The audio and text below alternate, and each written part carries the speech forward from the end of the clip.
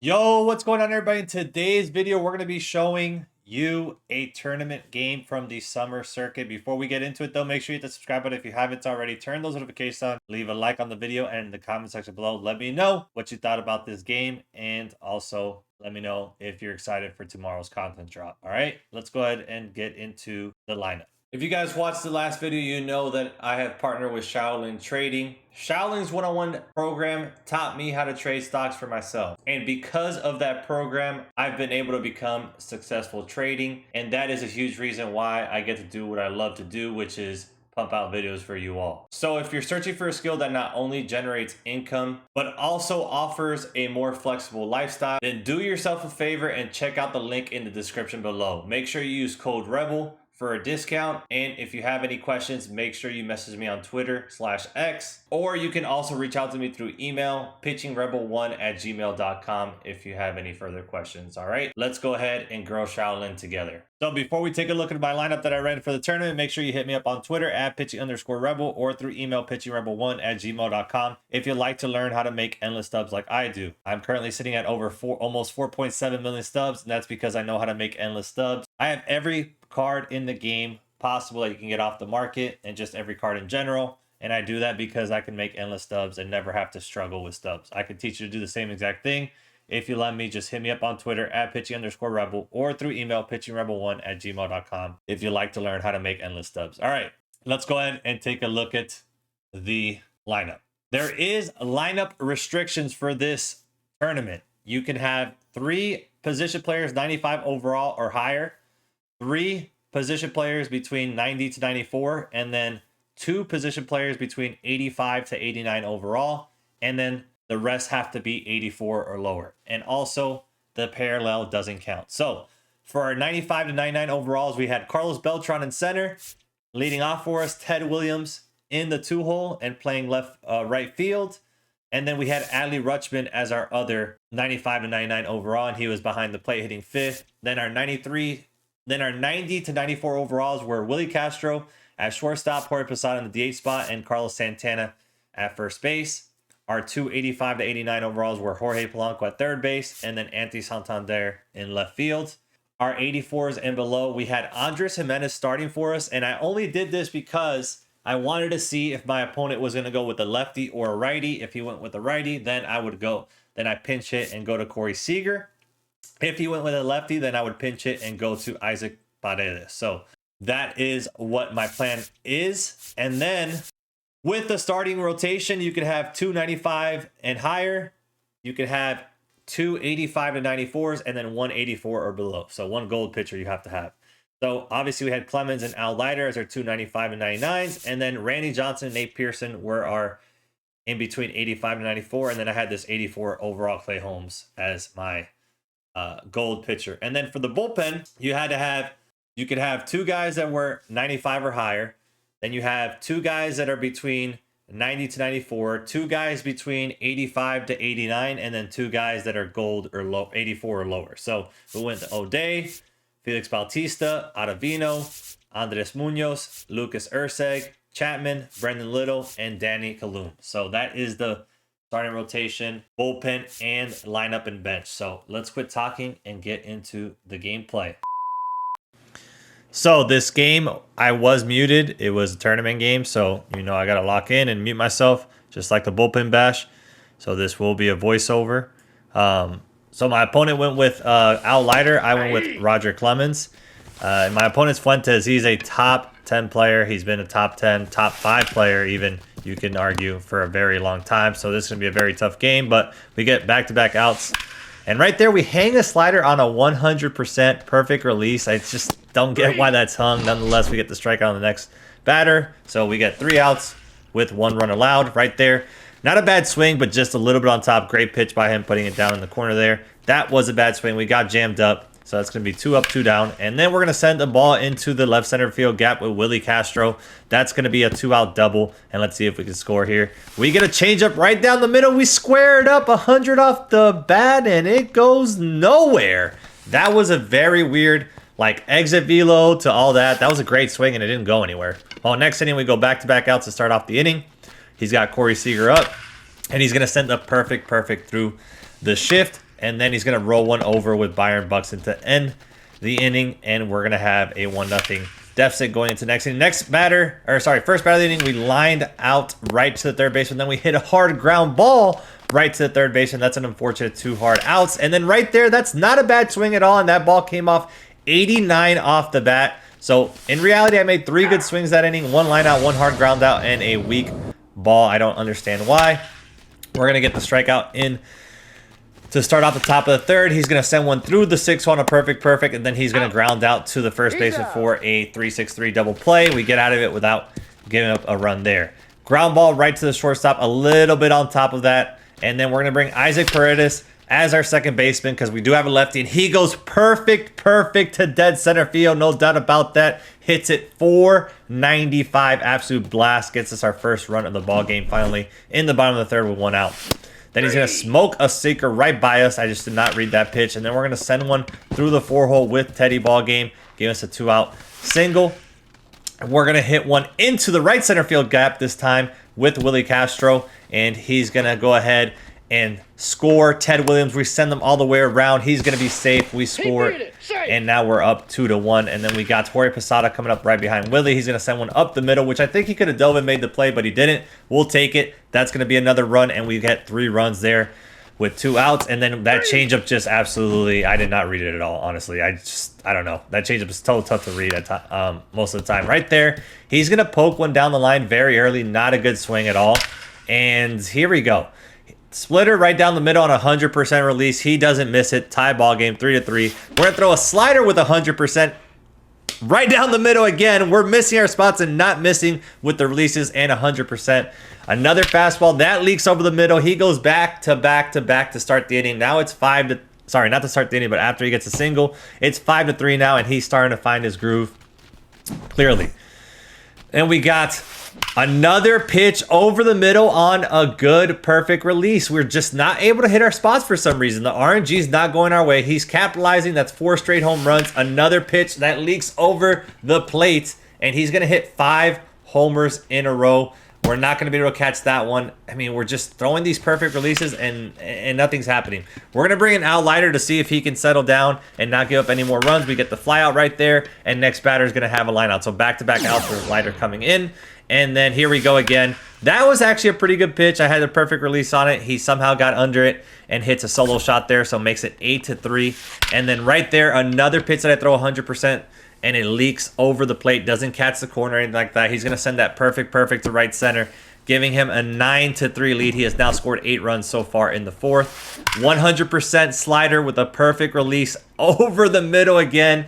And again, he capitalizes. I mean, that's what good players do. I just cannot hit my spots, though, for some reason. And he hits a hard ground ball over to the second baseman. We finally get out of this nightmare of an inning where he scored 9 runs. But we're going to come back in the bottom of the 4th, and right away, we're going to start off with a solo shot off the pole. Tuck it inside the foul pole, and we're going to have a 10-4 deficit now. And then we got Jorge Polanco up. We square up that sinker, and we get launch angled pretty bad. That's a pretty high launch angle. That's not going to go anywhere again. Polanco's had 2 swings this game where he's made good swings, and they just go nowhere. But next batter, Anthony Santander with an absolute blast, and he brings it down to a 5-run deficit, which we love to see that. And then is going to be Beltran. He brings in Camilo Doval. Sorry, excuse me. Next batter, he brings in Doval, so I brought in Corey Seager because the next batter was Paredes. And we're going to just miss that right there. I had ambushed inside, but just missed it. But then Carlos Beltran with the ambush inside. Doesn't matter. He goes the opposite way. Another solo shot in the inning, our 3rd solo shot in the inning. And now we are only down 4 runs. So that's a good, so far a good bounce back after giving up those 9 runs. And right there, I just was a little bit too late on that cutter. Sometimes, even though with the ambush, it's still going to be a cutter that, busts your hands when it's 1-on-1 like that. Luckily, he did not crush that pitch right there. It was a changeup over the middle. That's an out. Right there, he misses that as well, and he goes back-to-back outs to start the inning.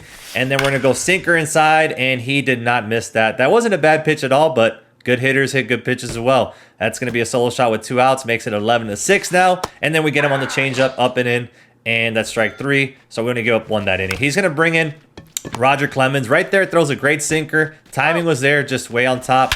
Fastball, middle away, did not miss that with Jorge Posada, and he brings it back down to a 4-run deficit. Absolute blast by Posadi. Nonetheless, that was 504 for him. Just an absolute tank. And then that's going to blow us by us. Great pitch right there. Adley Rutschman, tough to turn on those pitches inside. And then another sinker in that same low in top spot to get underneath. We hit it well, but just right at the first baseman. So it's going to be 11-7 going into the top of the 6th. And right there with 1 out, he's going to hit that changeup again. Another pitch that leaks over the middle for some reason with the perfect release.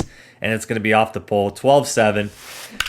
And then that slider, I definitely messed up my pinpoint there. Didn't get the perfect release. He's not going to miss that. That's going to be off the top of the right center field wall. It's going to be 12-7 with the runner on second, 1 out. And then 0-2 count, sinker inside. Now, I don't know if he was on this or not, but he had the timing. I just don't know how the PCI was. But nonetheless, that's going to get over the wall. And that's going to make it a 14-7 lead. Another 7-run deficit. We're going to bring in Felix Bautista now. We're going to get the line out to center field. He was a little bit late on that fastball. And then we're going to get him to roll over to the first baseman, and he's going to have no more runs scored there. And we're going to come here, still facing Roger Clemens. See what happens when you don't throw that corner. I can finally get under a pitch, and that's going to be a solo shot, giving us, bring it down to a 14, or the score's going to be 14-8, 6-run deficit now. And then we're going to get a splitter that hangs as well. We get under that with Santander. We go back-to-back to start the inning. It is now 14-9, back down to a 5-run deficit. Can we keep cutting this lead? I hope so. He's going to bring in Danny Kalum, so we're going to pinch hit right here, go to Brooks Lee, the gold card, who's really good against lefties, and we're going to absolutely smoke that cutter inside on the hands off the wall, but Brooks Lee's not fast enough to get a double there, so we're going to have run on first with nobody out, and unfortunately, we hit a perfect rocket right at the damn third baseman. That's not what you want to see when you're trying to come back, because very next batter, we're going to turn on the sinker inside off the wall. It is now going to be second and third with 1 out instead of being second and third, 14-10 with nobody out. Now we have Mr. Willie Castro, 2-0 count right here. He throws a sinker. I missed it completely. Roll it over to the second baseman. We score a run. That should be our first out of the inning, but of course it's not. Next batter on a 1-2 count. We square up that sinker with Posadi and hits his second bomb of the game. And now we're down only 2 runs, 14-12. We get a fastball up and away here. Perfect down the line by Adley Rutschman. That was absolutely smoked, and we're going to have a double. And now we're kind of cooking. We're only a home run away from tying this ball game up. And he's going to bring in Luke Weaver, and he misses over the middle first pitch. And I do not miss on the changeup. No doubt about that one. We tie the ball game up 14-14. What a damn comeback it is now. Tied up, a new ball game here in the bottom of the 6th. We're going to hit that through the 4-hole. And now we get a fastball low and away. And I timed it up nicely, but I pushed too far to the left. And unfortunately, that's going to be just a routine out. If I don't miss that pitch, that would have been absolutely blasted because my timing was there. Unfortunately, I did miss it. And really, we could have had to lead that inning. But of course, you know, that perfect out did not help. We're going to get a ball that's outside. The first batter of the inning out. He misses the pitch over the middle. And right there, 3-0 count. I tried to throw a slider. I messed up my pinpoint, and he squared it up and took advantage of the pitch over the middle on 3-0. Now he goes back up 15-4. And right there, I messed up my pinpoint again. And now it leaks over the middle. I understand why, because I definitely missed my pinpoint. But the other ones, I wasn't missing. Like right there, I didn't miss my pinpoint. 100%. Still leaked over the middle. He goes back to back and makes it a 17-14 lead. That's kind of demoralizing after you just tied it up, but it is what it is. We still got ball game to go. We're going to bring out Ottavino, jam him up, easy out, and that's going to be the second out of the inning. And then he's going to smoke one to left field, just out of Santander's reach. He's going to have a 2-out double, 3-2 count. We're going to blow that sinker by him for strike 3. We get out of the inning. We are now down 3. And he blows that by Brooks Lee. Not a very good hitter against righties as a gold card. And then we swing at a dumbass 2-2 pitch outside the zone. He's going to bring in a lefty, Brendan Little. And we go 1-2-3. Not what you want to see. That is not what you want to see. I wish I would have at least got 1 run that inning, but it is what it is. Jam up Scott Roldan. That's going to be easy fly out. 1 down. He's going to hit a hard ground ball line drive over to third baseman for an out. We'll take that hard out. And then he's going to roll one over to the shortstop. And we go 1-2-3. Finally get him to not score. We need to score here.